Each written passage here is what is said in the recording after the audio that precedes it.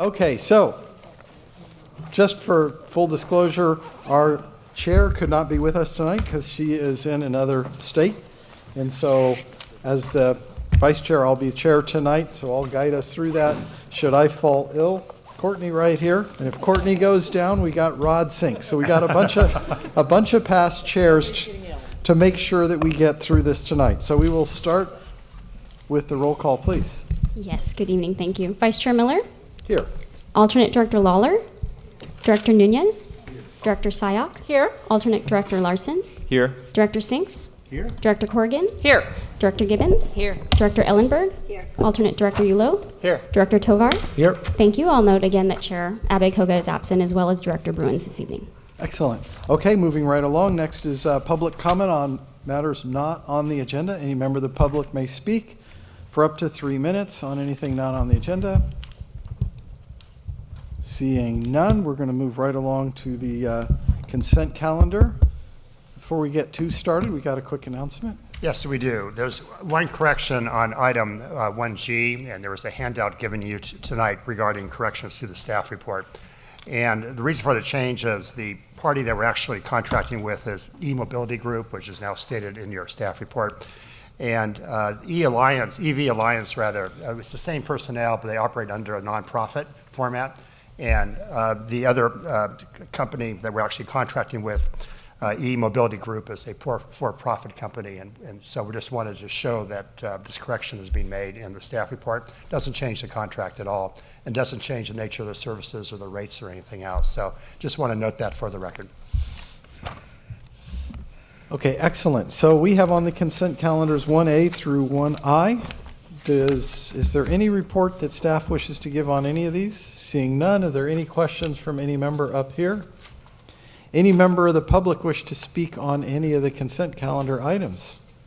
Seeing none, I'll come back here for discussion and or a motion.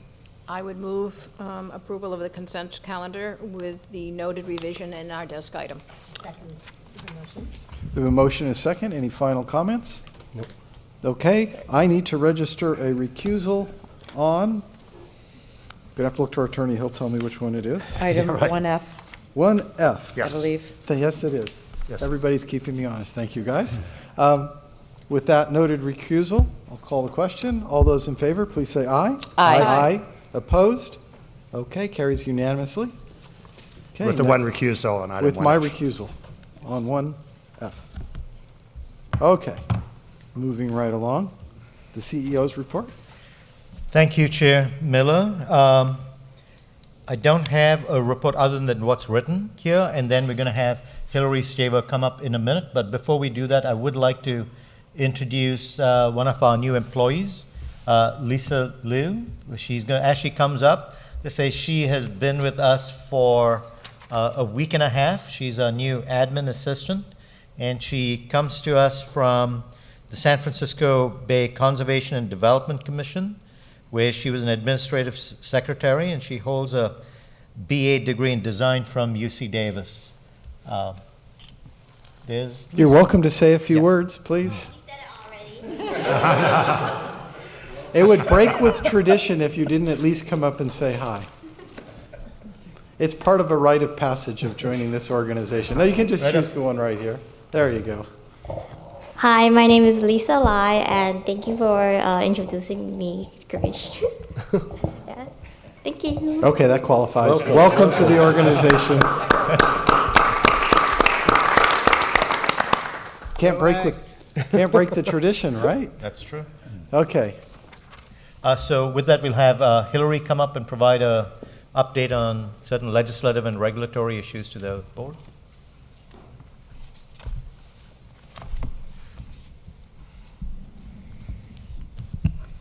Good evening, directors. Hillary Staver, Regulatory and Legislative Affairs. There are three main regulatory issues that I want to bring to your attention tonight. The first one is resource adequacy. We finally got some partial resolution on that after being in limbo since about Thanksgiving last year. So the California Public Utilities Commission had a voting meeting on February 21st. And if you recall, the proposed decision that they released back in Thanksgiving had two major changes to the local resource adequacy requirements.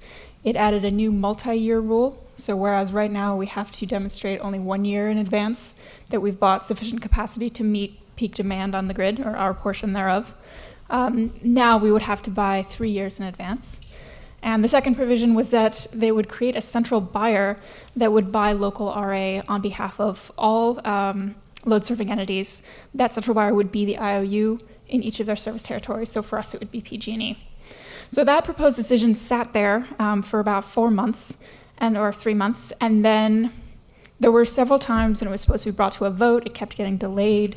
We weren't sure sort of what the thought process was. And then about 5 days before this vote on February 21st, they amended it and they removed the central buyer provision. So, which was the big piece that we were opposed to, us and many other stakeholders, but they kept the multi-year provision. So that revised decision did go through unanimously on February 21st, and what that means for us is that we now have a new local resource adequacy requirement that we need to demonstrate compliance with on the same timeline that we usually do. So October 31st is our deadline for showing year-ahead resource adequacy compliance, and we now will be buying over the summer for that additional 2 years out. So that's one part of the decision, but the central buyer piece, there's some interesting new action on this. Typically, when a decision passes, that's kind of the end of the matter. But what the commission said was they like the idea of the central buyer, but there was not enough record to sort of come to a decision at this time, which is why they struck it. So instead, over the next 6 months, there's going to be a series of stakeholder workshops to talk more about the central buyer. And then they're going to come out with a second decision in the fourth quarter of this year. So we could potentially be looking at adoption of a central buyer at the end of this year that would kick in next year. But we have some additional time to basically advocate for our version of a central buyer, which is a residual central buyer that would come in and basically only fill the gaps after individual load serving entities like SVCE have purchased their local resource adequacy. So that's RA. We're going to be working, what that means then is this proceeding is going to run through the rest of the year. We also are working in a parallel track 3 in that proceeding on some other issues. Track 3 is kind of a grab bag of everything that hasn't been dealt with in the previous 2 tracks. So we're looking at a number of issues such as refining the load forecasting methodology in that track. So resource adequacy is going to be busy for a while. Then we also have a brand new proceeding that we've been waiting for. 1 second, Hillary. Fred, Oh, please. you want to ask a question? Oh, I'm sorry. I thought I'm hearing question. Keep going. So, we were on a roll. I just delayed the entire meeting, and my apologies. Keep going, Hillary.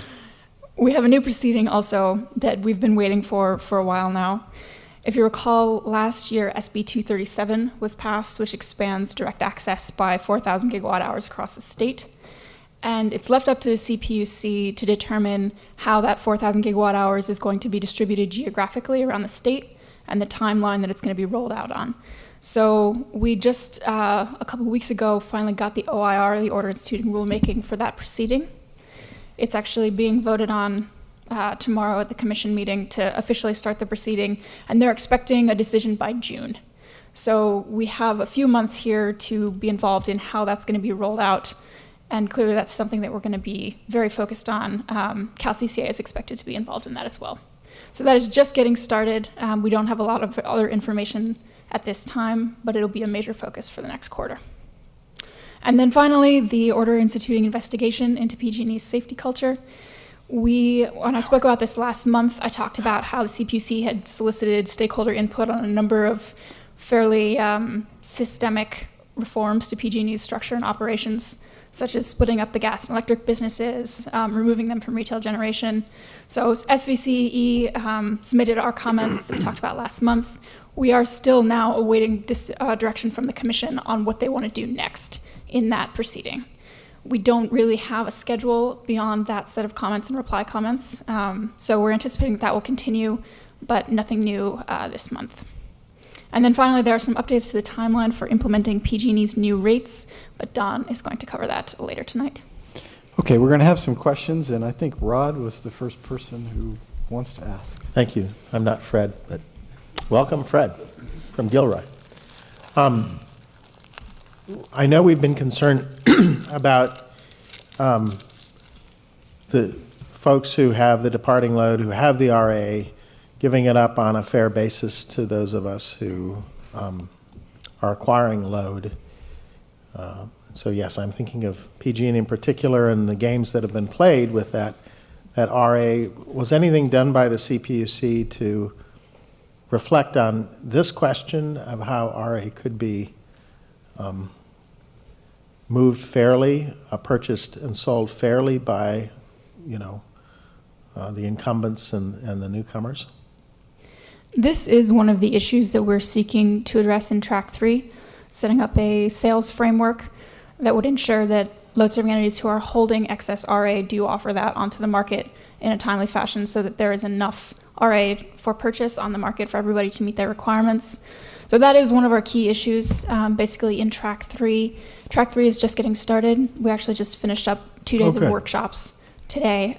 So we are hoping to get something on that, but we don't have definitive action on it from the Commission yet. Yeah, I hope we continue to hold that in front of the CPUC, and also,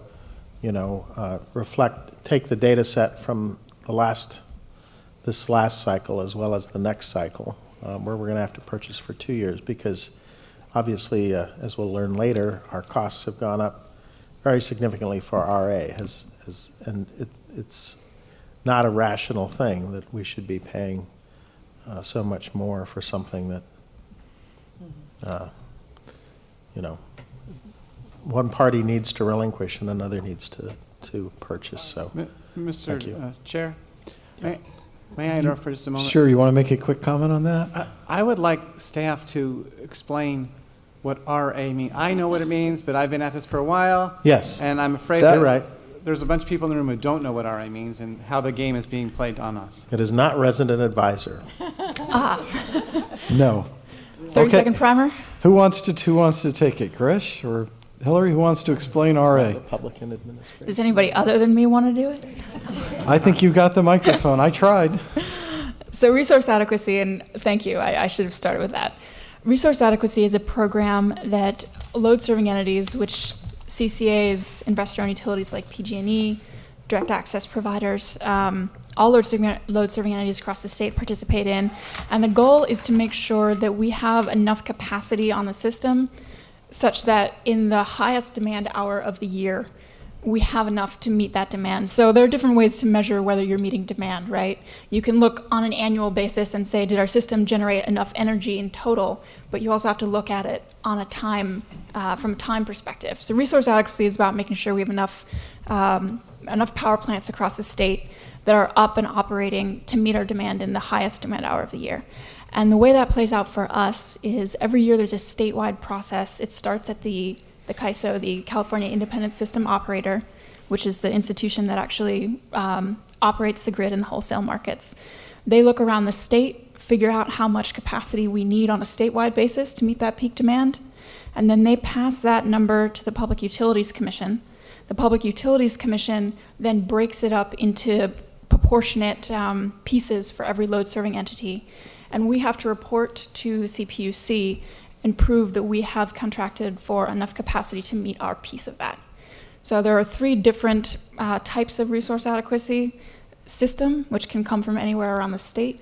You've got local, which is to make sure that sometimes because of the way the transmission system is built, you can't guarantee that you can move energy from anywhere to anywhere at any given time. So we have a local requirement, which is for us the Greater Bay Area. And that's the type that we're talking about putting a central buyer in for. And then you've got flexible resource adequacy, which deals with times of day when your demand is changing very quickly. So for example, if you've seen the duck curve, the challenge is created by having a lot of solar on the grid that generates in the afternoon but drops off quickly in the evening. That's where flexible capacity is really important. So we have to demonstrate compliance with those 3 different types of resource adequacy, and all the changes that I just talked about apply only to local resource adequacy. Oh, bravo. Rod, did that get all your questions? Yeah, no, thank you. I appreciate your work as always. Susan had something. Thank you, Hillary. That actually was an incredibly clear description, and I appreciate your asking for that. My question is also about the resource adequacy. Do we have current sufficient financial capacity or whatever else would be required to essentially triple our supply of resources now? And how does that change our strategy, needing to be 3 years rather than 1 year resourced? I think this is actually probably a question that would be best directed at Monica, our Director of Power Resources. Go ahead and answer that. Yes, we do have the financial ability to do that because payment comes in after delivery, so we don't have to prepay. So. Thank you. Other questions? Other questions? Okay, go ahead, Gustav. Thank you. Not a question, but just a comment. I really wanted to thank you for the written report that was in staff report. The style was very easy to read, very engaging. It gave me a much better flavor of the proceedings and the different aspects of them. I found it much easier than the matrices I'm used to with other agencies. And so, you know, and really any staff report that mentions Lady Gaga in the very first sentence is like, got my attention right away. So thank you for that. I mean, once I thought of that, I couldn't not put it in there, you know. I'm glad to hear that. Thank you. Any other questions or comments for Hillary? Okay, good job. I think we're done. Gresh, anything else? Yeah, the RA discussions remind me to update you on 5 Bay Area CCAs. We're working together. Monica is actually heading up this team to develop a consolidated buyer for RA. Each of us are going out and buying resource adequacy, capacity, and like Hillary mentioned, it's a very tight market. So instead of all of us going out individually to buy, we're trying to see if we can buy as a group. So we're working on that, and when we reach an agreement with a contractor, we'll bring it back to you for approval. So that sounds like we're less likely to be gamed, making up a No, substantial... this is all on the buy side. No, I understand, but I Yeah. mean... The people selling can still game us, Rod.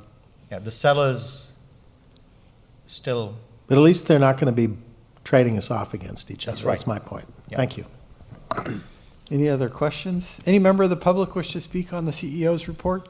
Seeing none, I think we're done with that item. Next up, mid-year budget. Thank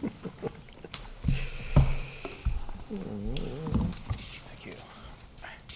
Thank you, Vice Chair Miller, and good evening, fellow directors.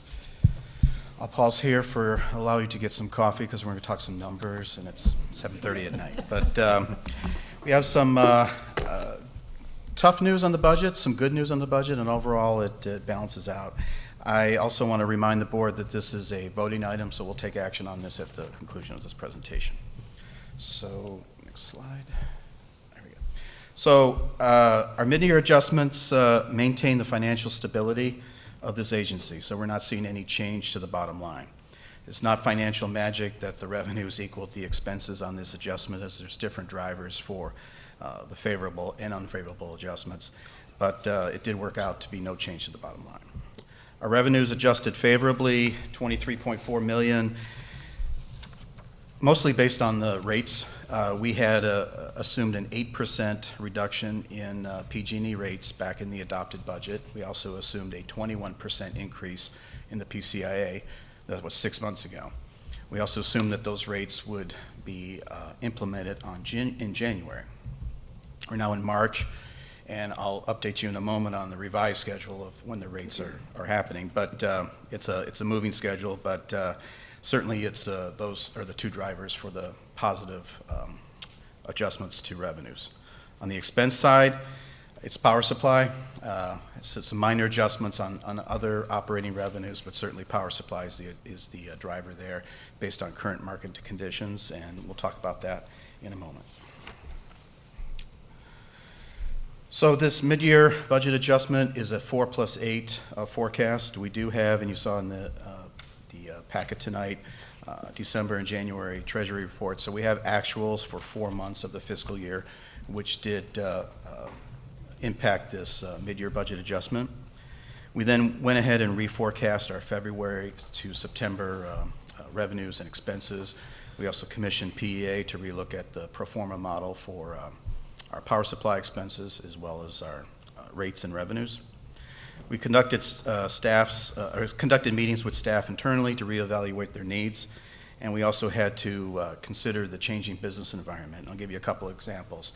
So back in August, when we put the recommended budget together, in September we brought it to the board, PG&E had not declared bankruptcy. So that's a new item that we had to factor into this budget, and certainly impacted our professional services line item, as well as SB 237. At the time that we presented the adopted budget on direct access, we were hoping maybe it doesn't get signed, it doesn't happen. It did get signed, it did happen, and we have to prepare for that in January 2020. No impact to load for this budget year, but certainly we do want to have professional services in place to help us navigate through that challenge.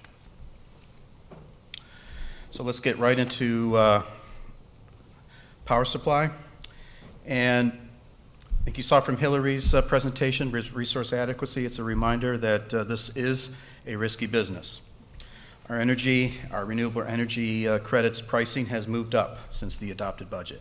There's risk with pricing. There's risk with having the wrong load. We saw this last summer where we had the right pricing, but the load came in much higher based on weather, and then we had to go out and buy expensive power from California independent system operators. So there's risk on having the right load and having the right prices.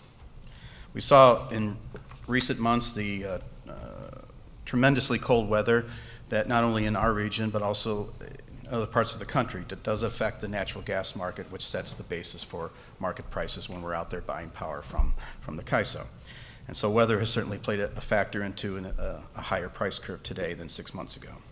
We have new CCAs entering the market. So although we're combining resources on the RA, we're not seeing the same response to our solicitations on the power supply side for energy when we're out there, because they're also talking to San Jose, they're talking to Monterey Bay and others. So we're seeing more CCAs in the market. We do have a time-based laddering hedge strategy. So we do have a hedging strategy to provide that rate stability and some stability in a very volatile commodity on the power supply side. But it's time-based. We're not in the process of speculating when prices are going to go up or go down. So we're very consistent. We follow our energy risk management policy. And in 2020 hindsight, you could look back and say we should have bought more in October, but you could also be wrong, right? And you could load up entirely your load in October and prices drop, and then you have to explain that. So we do have a disciplined approach to our hedging strategy. Our adopted budget also included a portion of open positions filled with bucket 2. So bucket 2 would be those type of renewable energy credits that you could get from resources that are not maybe directly tied to the grid or directly an identifiable source. There's a risk to us that from a regulatory viewpoint that would be considered emissions with it. And we're pitching on our message that we are carbon free. And so there's a risk to us to not use PCC2. And we replaced that in this mid-year budget with PCC1. But there's a price to pay for that. So it's around $18 per megawatt hour for bucket 1 versus $6 for bucket 2. So we had to factor about a $7 million increase to the power supply budget for that change in our strategy. And then Director Sinks covered the issues with resource adequacy. To graph out the price curve that we're seeing between the adopted budget and what we have today, you can look at the green line on the bottom part of the graph, much higher than what we had 6 months ago. At the time of the adopted budget, we were following our energy risk management policy, and we were 90% hedged for October through December, and then 75% hedge balance of the year. And it's prudent to leave a portion of your load out there unhedged in case market prices turn favorable. In this case, right now, we're looking at very high price spikes as we saw with February based on weather. Also, November and December were much higher than the budget. And as of today, if we were to close all our positions for the summer and did that today, we'd be looking at much higher prices than we had in the adopted budget. So as the year progresses, we'll get these open positions hedged, and these price curves may come down and look more favorable a month or two from now as we close those positions, but we're using this as our basis for the increase in the power supply budget. Now let's get into the favorable side of the adjustment, which is on rates.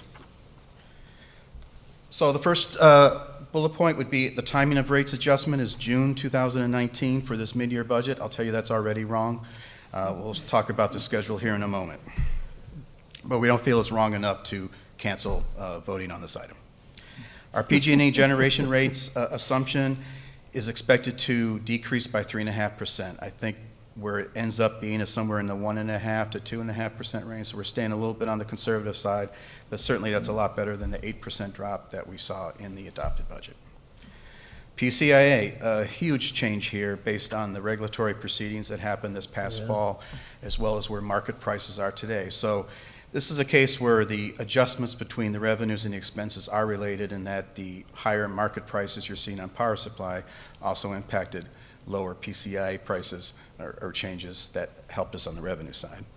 But we're looking at an overall weighted average of 1.4%, but you're going to see some fluctuations between the rate classes, and we'll show that in a moment.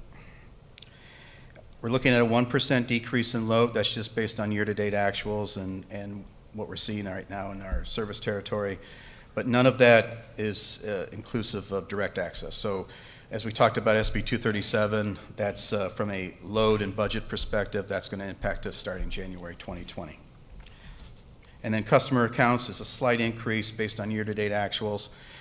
That impacts the billing services line item marginally by a couple $100,000. Talked about the rate schedule and the timing of the rates change already being wrong. So this is as of Tuesday. And this changes by the week, but this is where we stand today with rates change. So as I mentioned before, we put together the adopted budget. We thought we would be implementing new rates either in January or February. As of right now, what we expect to have for a rate schedule, and I'll start off with March, and the first bullet point under March would be 3/1 new PG&E rates effective with a partial annual electric true-up. So that's a part of their process in developing their revenue requirement of what they need to collect on the generation side when setting their rates. Usually it includes also the energy recovery forecast as part of that process, but they're going to do something different this year and do that at another time of the year. So on March 1st, you're seeing PG&E rates actually have gone up by 3% on average for the residential side. So as of March 1st, SVCE right now is 9% a discount to PG&E. And we'll talk more about a possible interim rate option with you momentarily. In May, we're looking at then another rate change from PG&E, mostly focused on the transmission and delivery side. And then on July 1st, we would see the final PG&E rates effective, subject to change. But as of right now, we're expecting the final rates to be effective, all in PCIA, PG&E generation rates on July 1st, which means we would take that to the board with our rate changes at the July board meeting to be effective on August 1st. And just as a reminder, this is a slide that you've seen from Don Bray before. You'll see it again as we look to change rates later this year. And just as a reminder for the new folks on the board, if you look at the 2019 bars, you'll see the blue bar for SVC generation rate and then the PCIA. So the customer pays the blue bar plus the PCIA, that entire bar. But the blue portion of that column is what SVCE gets to pay its bills and increase its revenues or its reserves and pay for its power supply. So it's the blue part of the bar that impacts us. And you can see that if, and this is just as a general example, if rates were to fall by 3.5% and the PCA stays relatively flat, and we're assuming a 1% savings to PG&E, you would see a slight uptick in the generation rate for SVCE, but still be 1% below that PG&E generation rate in whole. Just while we're on this item, again, what are today's assumptions? It sounds like rates just increased on the residential side. How much did they increase by? What was the effective date? And what are we expecting in July now? So we're expecting, so on March 1st, they went up on average 3%. Commercial as well? Okay. Got it. So on average, about 3% higher. On July 1st, we would expect then a 6.5% decrease for a net of a 3.5% decrease in the PG generation rate. Okay, thank you. So if I may, just to clarify, earlier you mentioned the 9%. So what the 9% is the 6% shown here, which we budgeted, but in fact, PG&E has done this weird March 1st uptick such that the delta is now currently, for whatever length of time, 9%. Right. On a temporary basis, it's 9%. May I ask a question? And I think it's a Don B. question. How confident are you in the July projection? And I know you're not confident at all, based on, but I'm going to ask you this way. How much money would you bet that what you're suggesting now? No, I don't mean to be glib, because I know you can't be confident based on what they're doing, but like how do we feel about this? We're currently getting input from Don. You better come on the microphone so it's on the recording. I want to say thank you for asking Don to put up his money, not me. I'm not putting up money.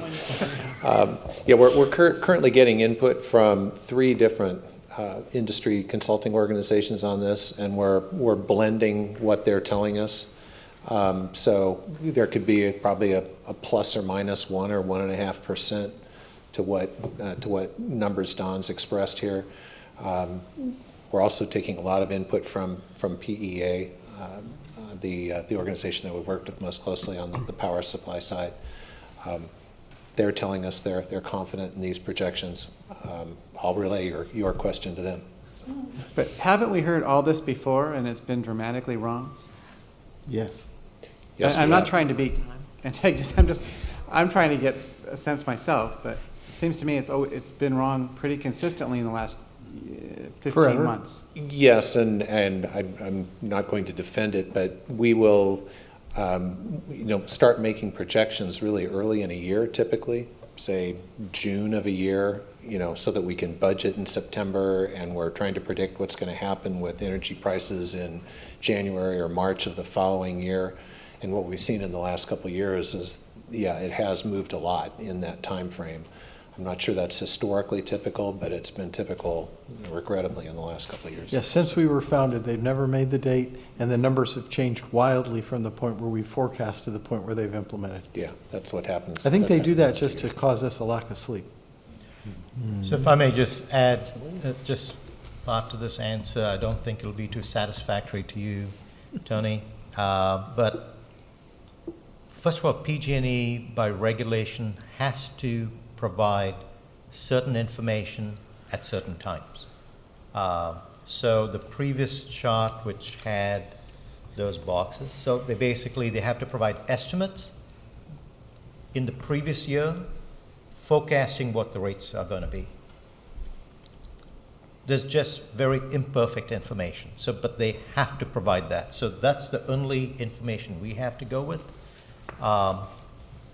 And a change in this year, typically they make all these different rate changes. There are about 3 different proceedings that have to come together to determine a rate increase or rate change. This year, they're doing it 3 separate rate changes. So what we see in July, I think the uncertainty on that will be lower, whereas in previous years, they bundled all the 3 different rate changes into one. So the spread, the errors on each could have been multiplied. Whereas over here, the March 1 implementation is one piece. There's going to be another one, I believe, in May, and then a 3rd one in July. So. Courtney, you had something first? And then Mariko? Remind me, Girish, they can only raise rates once a year through the CPUC, or they are? No, they can change rates as long as the PUC approves it. In past years, so they have transmission rates, generation rates, and distribution-related rates. The generation-related rates, they've broken it up into two. One piece got into effect March 1. The second piece is going to go into effect July 1. And the reason for that is actually something CCAs fought for. The formula associated with the PCIA, we were asking for the formula to be changed, and there was a lot of regulatory wrangling, and we had a decision go in our favor. So now PG&E has to change the calculations they did previously to come up with new calculations. And then the third piece that they're going to put into effect in May 1 has to do with transmission rates. Those transmission rates are essentially determined by FERC and the PUC. So these are different pieces of the business that typically PG&E will finally roll it all together and serve it up as one big rate change for us. This year, it's happening in 3 different times. Got it. And it's happening significantly later. Last year, we were having this conversation in January or February. Jan, Feb, and we implemented it in, I think, the March, April timeframe. And this, yes, it's significantly later. Is it conceivable that they would have these rates hit us somewhere in August and then we'd start over again in January, or will we annualize now into August? Yes, Oh, it brother. will, because The they have statutory to, requirement. by regulation, provide a forecast of the next calendar year in this calendar year. Okay. And I think we may have explained in a previous presentation, this PCIA decision is going to make it even more complicated because there's a true-up also, which looks back at what happened the previous year and trues up costs for PG&E, and that gets applied in the next year. So it's not going to get simpler. And nothing leads me to believe it's going to be more timely. Yeah, we're I not gotta go seeing that Mariko yet. first. Thanks. Thank you for asking that. That was part of it. So my 2 more questions to add on to that. So do we anticipate PG&E always breaking it up moving forward, or is there something special about this year that caused this change? So that's the first question. Yeah, I think they'll go back to trying to consolidate the rates. It's lower cost for them from a staff standpoint.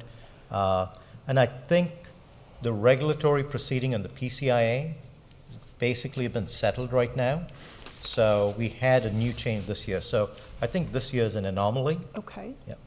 And then the transmission rates, does that, I'm assuming the transmission rate increase has no bearing on what we would do to, right? It's just Right. the sourcing. Yeah, exactly. Okay, thanks. Rod had a question? Yeah, so if I heard you correctly, out of a couple dozen decisions the CPUC has reached that have adversely affected us, for the first time, we've actually gotten something positive from them in lowering. I remember we were talking about like 20%, and then it was 8%, and now the result of our advocacy has been, it's now 1.5% Yeah, on the PCIA increase, right. and that's effective July 1st. That's right. Congratulations to Hillary, and thank you. The factors were more because certain energy prices are up. They don't have as much to Yeah, no, recover, so. it's a big deal that they've actually taken our argument into consideration. CalCCA pushed on this. There was a concerted effort to get this true up. There were some CCAs, especially startup CCAs, starting up this year.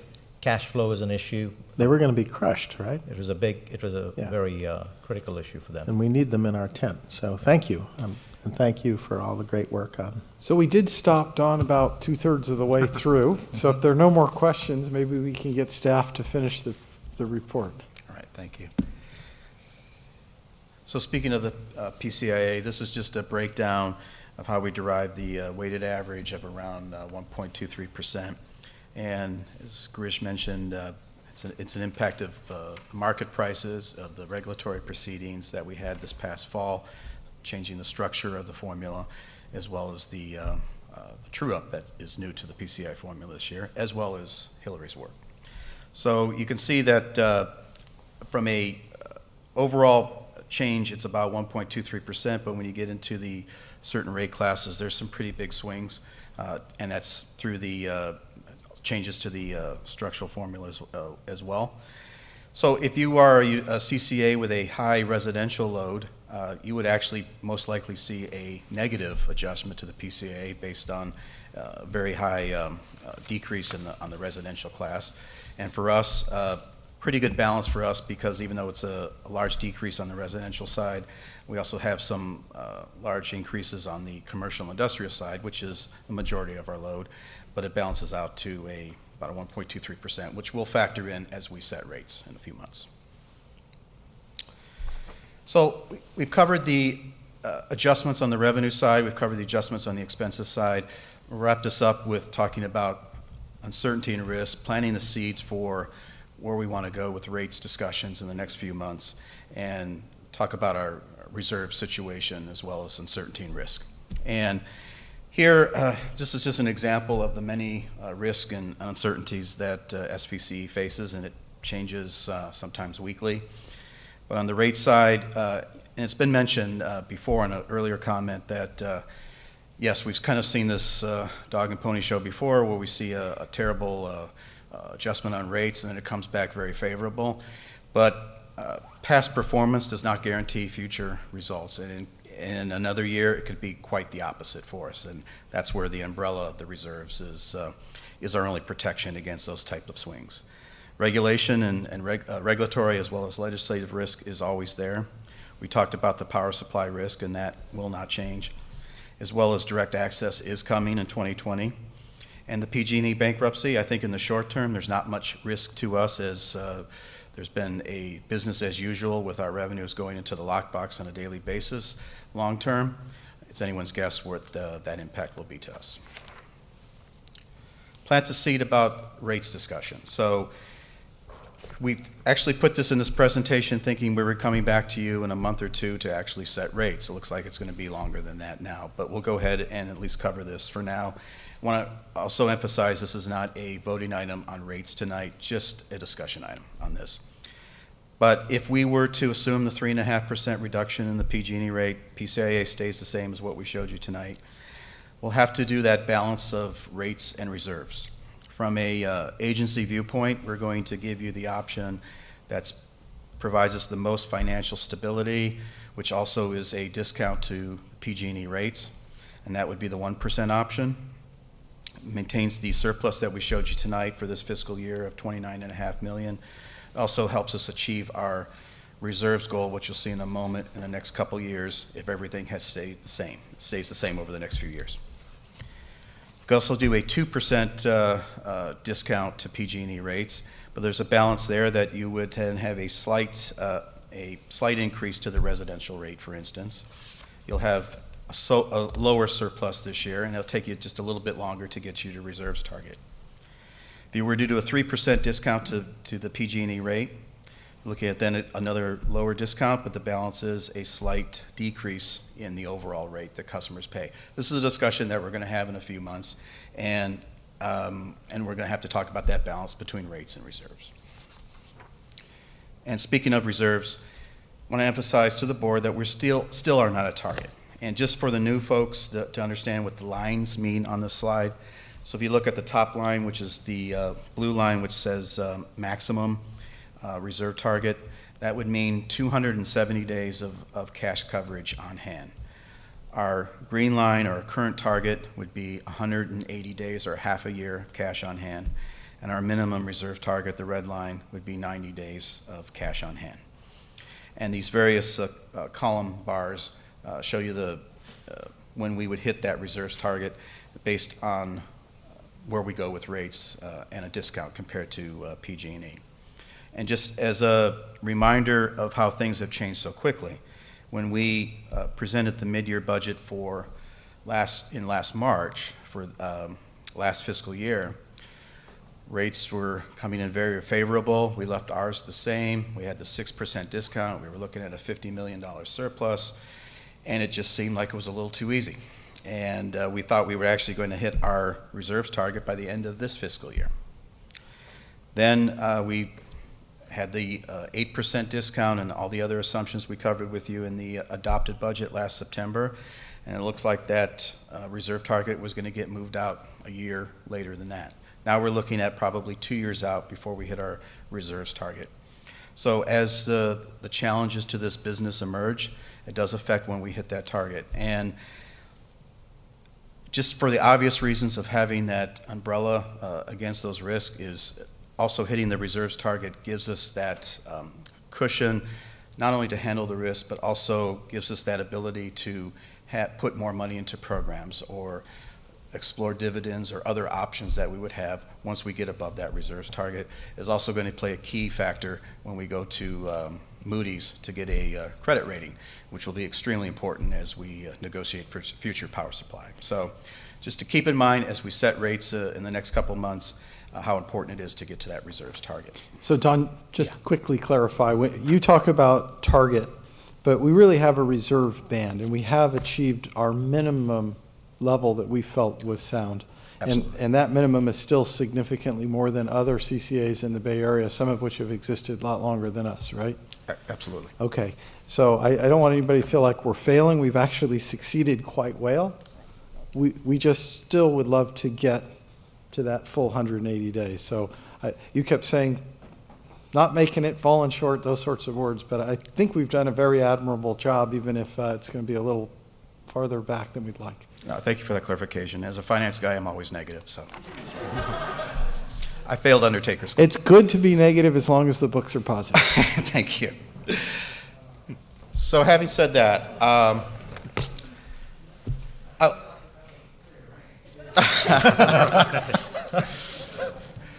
I'd like to just move a little bit off of the mid-year budget and have a discussion item on an interim rate change option that we want to present tonight. Again, this is not a voting item. We want to receive, though, direction from the board tonight on this idea, and that will have us then do our due diligence to bring this to you to the April board meeting.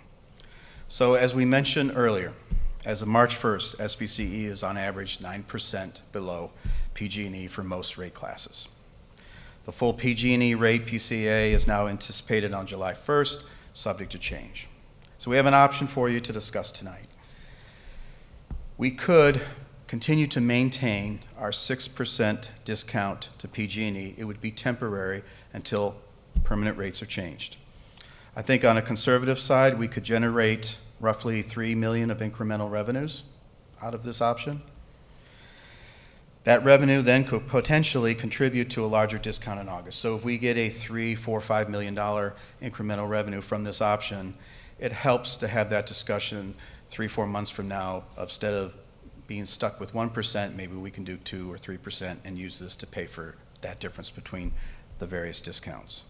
There's a downside to this in that maintaining the 6% average also means, or discount also means, we're going to be raising our rates as well by 3%. I'm going to pause here and just ask for the board for some feedback on this option so we know what to do next month.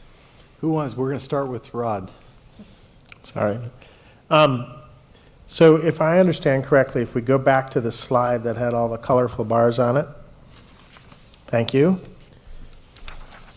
Where we expected to be when we set mid-year a year ago was about $50 million more positive on reserves than we currently are. Is that a fair, in the right ballpark? Furthermore, we've just heard in our budget adjustment that we're needing to take that electricity has come in, RA and everything else, our costs have come in largely due to electricity supply and RA, $23 million more than we figured when we did the budget. So if I look at all of this and I ask you how much cash we have in reserves in the bank right now, you would say we have? Close to 70 million. Okay.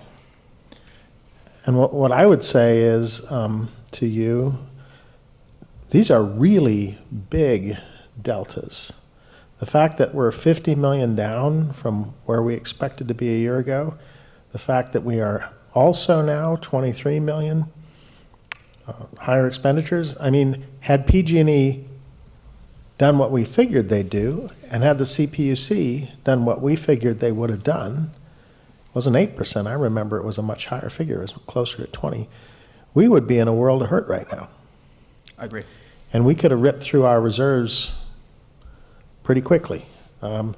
So I will say that I think it's important, if we're going to be competitive in the market, and we're tracking effectively, right, from the beginning, this agency has done a fantastic job.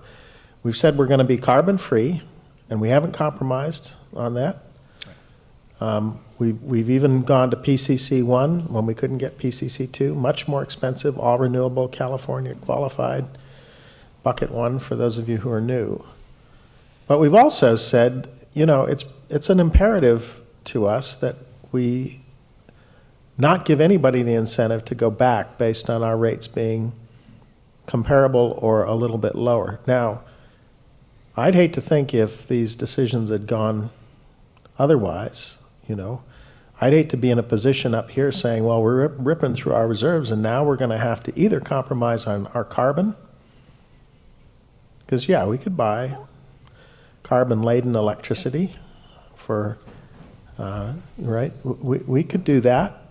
Or we'd have to be raising our rates above PG&E. So I am all for salting away more money now to pay for that rainy day, because given what's happened just in the last 12 months, given a very uncertain regulatory environment between the legislature, the CPUC, what comes from the courts and the bankruptcy proceeding, I think we have to look at making a rate adjustment while we can to support higher reserve attainment. Because frankly, folks, right, we have one competitor for most of our load, and that's PG&E. And then we also have to be very thoughtful about our direct access customers, and we're working on that too. But I just think it's time for us to consider what, frankly, we couldn't have imagined a year ago in all these changes, and work to up our reserves now while we can. Is there anyone who wishes to offer a counter opinion to that? No, I'm not going to offer a counter opinion. I'm going to offer an opinion. You've been chair. I've been following the energy markets really closely for a long time, and I'll just say, you thought that was scary. This has been not that wild of a year. PG&E goes bankrupt every 10 years. We got all kinds of stuff that just seems to happen. So having good reserves is absolutely necessary, and that was how we found it ourselves. And unless somebody objects, I think we would give staff direction to bring back something that shows us tracking PG&E's change. Is there any objection to that direction or counter opinion? We'll start with Tony. I'll work down. I had, a question. It's my understanding that as energy costs go up, PG&E is likely to be having to pay more for their energy as well, and that should have a downward pressure on PCIA. Am I? That's what's happening. Okay, so That's correct. To some extent, there's a counterbalancing in the. I know it's not one for one. Right. But there is a counterbalancing there. And my question is not an objection, Howard. I just wanted to make sure we understood that dynamic. So, and I actually don't disagree with your suggestion. Liz?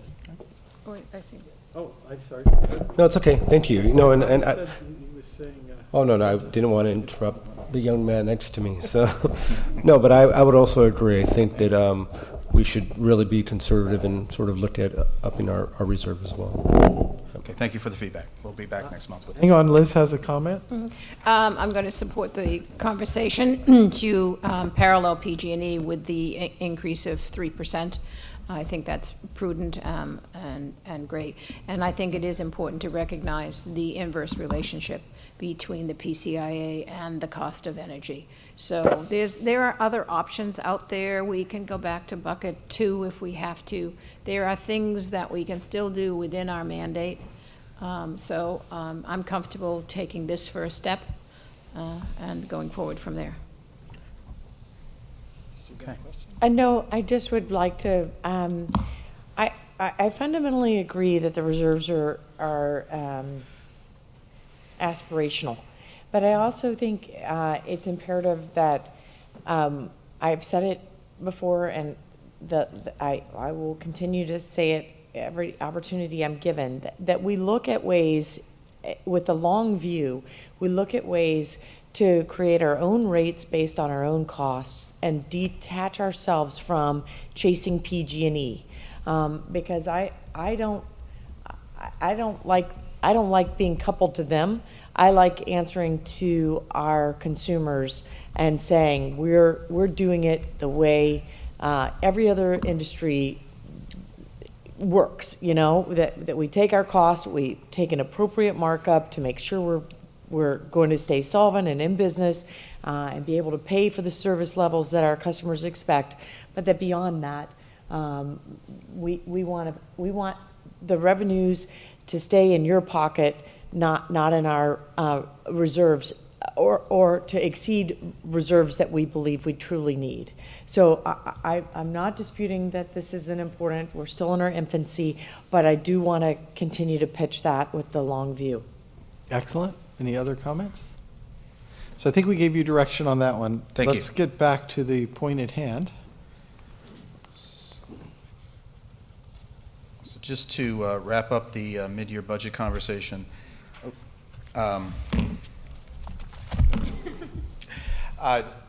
overall, just this splits out all the changes that we made. Once you get past the revenues and the power supply, everything else seems like noise, but we've had some ups and downs on other operating expenses, but overall, those balances out to a small adjustment compared to revenues and power supply. Happy to answer any questions on this slide, but those are the details of all. Can the you other clarify changes. what direction you need from us tonight? You need a vote to... Got it. Next steps. So staff recommends adoption of FY 2018-19 mid-year budget. With that, I yield to the board for a decision. Okay, let's start with questions. Are there any questions of staff on this? Then we'll do members of the public, then we'll have discussion. Any questions? Seeing none from us, there'll be a... go ahead, Tony. Why do we adopt a mid-year budget? Certainly, I don't think it's typical for our agencies to do so. For us, it's because we've had such changes on, even though their overall surplus is going to stay the same, because we've had such changes on the power supply line item, it's prudent to be able to adjust these line items. And because of the volatile business that we're in on the commodity side, mid-year seems like a good time to relook at that. It is an opportunity for us as a board to weigh in if we don't feel like we're on the right course. Correct. Any other questions of staff? Any member of the public wish to comment? Come on down. You've been waiting for us all night. I didn't think I would speak tonight, but I was wrong. I'm Bruce Carney. I'm the chair of Carbon Free Mountain View and a board member of Carbon Free Silicon Valley, not a first-time caller. There's several different philosophies about pricing that have been expressed here tonight and in previous meetings and executive committee meetings. So let me just sort of summarize. There's the give the customer as much of a discount as possible policy. There's the give the customer just a tiny discount because cheaper is good enough. You don't have to be a lot cheaper. And there are risk reduction policies. There are stability policies. Our former CEO was a big fan of stable rates. My perspective is that Silicon Valley Clean Energy has largely achieved its primary goal of providing most of the county with carbon-free energy, and it looks like you'll be able to do that for the foreseeable future. So that's job one. Job two, though, bending the carbon curve requires this agency to have the maximum resources deployed in the most cost-effective manner.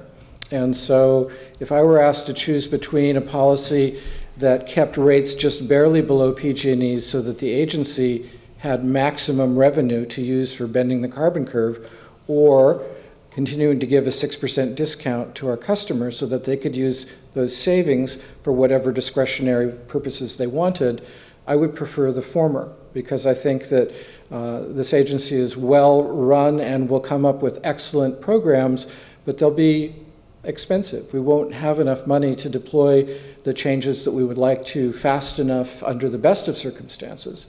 So I'm a fan of getting our reserves to the target level rapidly, But once that happens, I'm a fan of deploying a lot of money toward carbon reduction programs. And so to me, the option that I would love to see in April is one that says, let's shrink the gap between PG&E's prices and our own. Thank you. Thank you, Bruce. Any other member of the public wishing to speak? Okay, we come back to us for discussion and or a motion. I would be prepared. Go ahead, Liz. Okay. I would make the motion that the board accept the mid-year budget as presented by staff this evening. A motion is second. Further discussion or commentary on this item? It's a big deal. Don, thank you for a comprehensive Well report. done. I haven't called the question. Well, I just had one question, which is, it seemed like a heck of a coincidence that the increase in the budget, I mean, that we have exactly offsetting items. Can you talk a little bit about how they came out to the nearest fraction of a million to be equal? Is that artificial? And I mean, just a little bit. You don't have to. So on the other operating costs, we wanted to keep those as flat as possible. On the power supply side, it's the driver is the change in prices and on the unhedged volume. On the rates, it just magically kind of turned out that way. There is some relation to the change in revenues and expenses with the market prices, and that it did impact the PCIA, which helped us on the revenue side. But overall, I can tell you right now, with the delay in implementation of the rates, with the motion that we just have tonight, or the discussion we have tonight on the rates change, revenues will definitely be different than what we presented tonight. So are we moderating our other expenses to sort of match this change in power supply? We are moderating our other expenses. That's helpful. It won't make up for the completely And I'm on the power supportive of the supply side. motion. Thank you. Okay, any other comments or questions? Then I'm going to call the question. All those in favor, please say aye. Aye. Opposed? That carried unanimously. Thank you, Don. Oh, I'm up next, apparently. Okay, we are up to committee reports. Executive committee, I'm proud to report we haven't had an executive committee since the last time we met, so there's nothing to report. Next up, Finance Committee. I am equally proud to report we haven't had a Finance Committee meeting. Though with our new members, we're hoping to convene again in this spring. Next up is our Legislative and Ad Hoc. Director Sinks has got something for us potentially. I do. I'm working on ad hoc heating, cooling, and air conditioning here because I recognize it's rather chilly. So I've been texting with my city staff to see if I can not ensure that we don't undergo nuclear winter here. Excuse me. Sorry. Okay. Yes, I do have it. Sorry, I'm not prepared.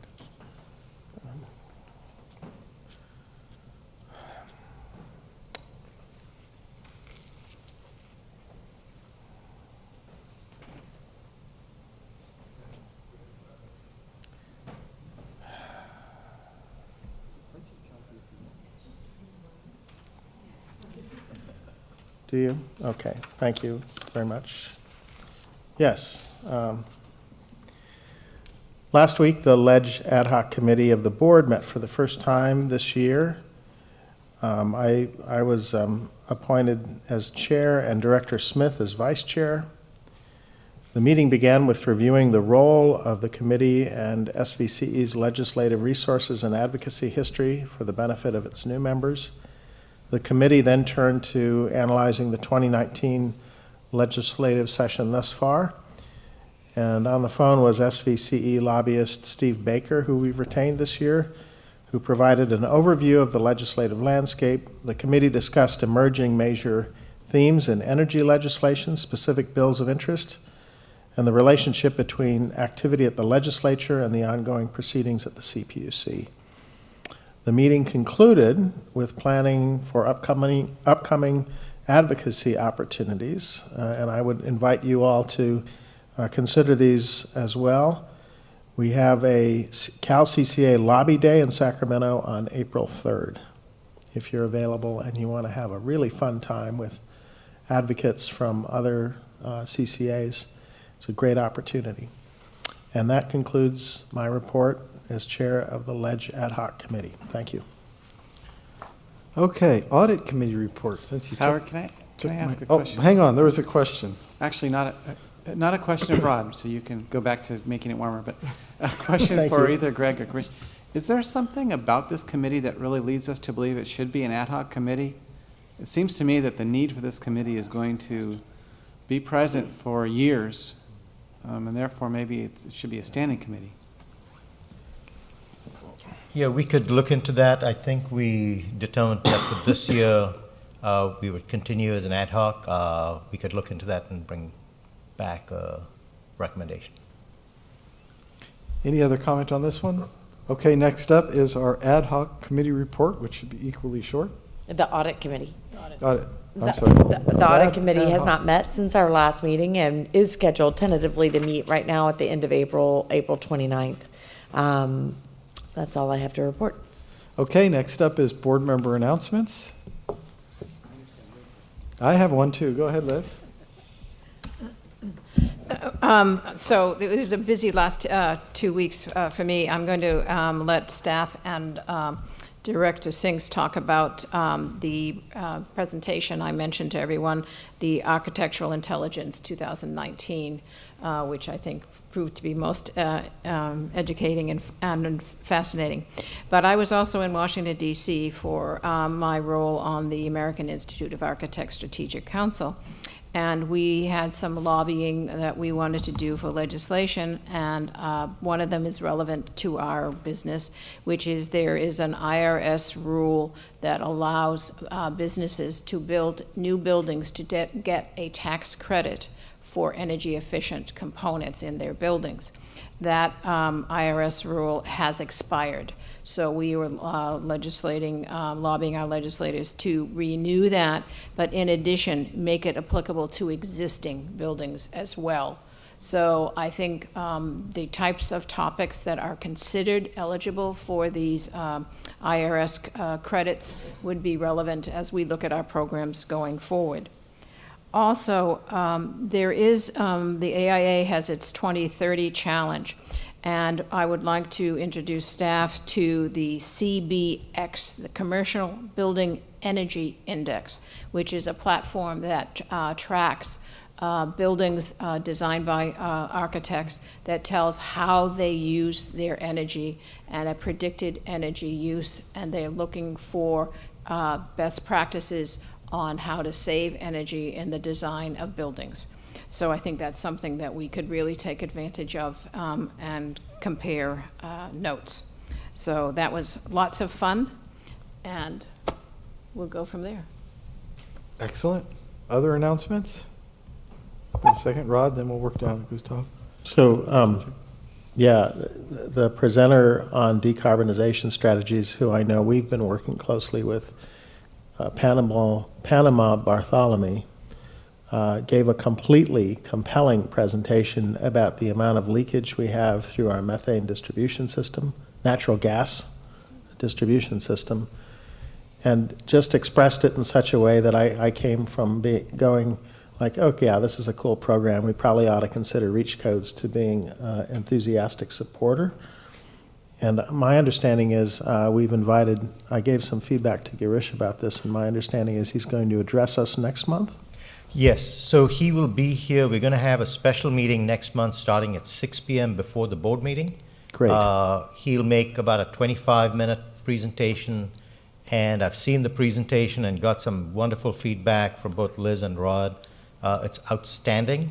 We are preparing, Pam and Paige are preparing a flyer that we're going to be sending to all of you next week, so you can send it to your networks and hopefully have this be well attended next month.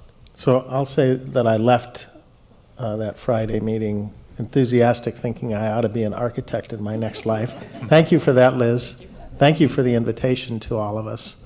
I certainly learned a lot about human thinking and the built environment and psychology and all of that. And I will also say, on the subject of decarbonization, I sat down with our chief executive at the Air District where I serve on the board, and talked to him about what we were doing here, and he's enthusiastic, and also about this presentation that I saw. And he will work on the Air District providing supplemental incentives. I suggested working with us in this case because we're starting this, working on incentives to electrify new construction particularly. So I think you will see programs funds of a greater magnitude becoming available through the Air District for doing this if this idea plays out. So I thought I'd add that as well. We may have started something great. Thanks. So great that today it was announced that in England, after their little Brit exit fiasco that they're doing, they're proposing a measure to ban gas for home heating in all new construction starting in 2025. So I would say we're talking about reach codes. They're talking about doing the whole country. Work my way down, Gustav. Great, thank you. So I have an announcement about Sunnyvale's draft climate action playbook. The draft has just been released for public review and comment. It's an update to our 2014 climate action plan with strategies on how we can become a carbon neutral community by 2050. And this playbook actually complements the SVCE decarbonization roadmap very well, and even builds on the success of SVCE of bringing a clean grid to our community. And so that's a foundational piece of what we have in our climate action playbook. So we really appreciate the cooperation, partnership with SVCE that's enabled us to do this. And we encourage anyone who's interested to take a look. The playbook is available at bit.ly/Sunnyvale Playbook. We're accepting comments through April 26th. There will be public hearings in March and April where you can make comments. There's an online survey at Open City Hall. The main community meeting will be held at the Murphy Park Building in Sunnyvale on Saturday, March 23rd from 10 a.m. to noon. You can also email questions to green@sunnyvale.ca.gov or call 408-730-7717. So I'm really glad that we've been able to take advantage of the good work of SVCE, build on top of that, and go even farther for our community. So, thank you. Excellent. Okay, other announcements from anybody? Seeing no announcements? Well, member of the public, come on down. There's an organization called SPUR. They are holding a luncheon on the 22nd at the Computer History Museum, honoring the implementation team that created Silicon Valley Clean Energy. So people like Melody Tovar from Sunnyvale and Steve Attinger. I got an invitation through a connection with Google. I don't know if it's sold out or not, but certainly this is a wonderful recognition for the people who worked so hard 3 and 4 years ago to set this agency up. So didn't want the evening to go without them being acknowledged. It's on my calendar. I'll be there to represent us, and so will others. I will be there as well, so Yeah, I look we'll forward be to there it. in force. Excellent. Okay, any other announcements? Seeing none, then let's be adjourned. Thank you.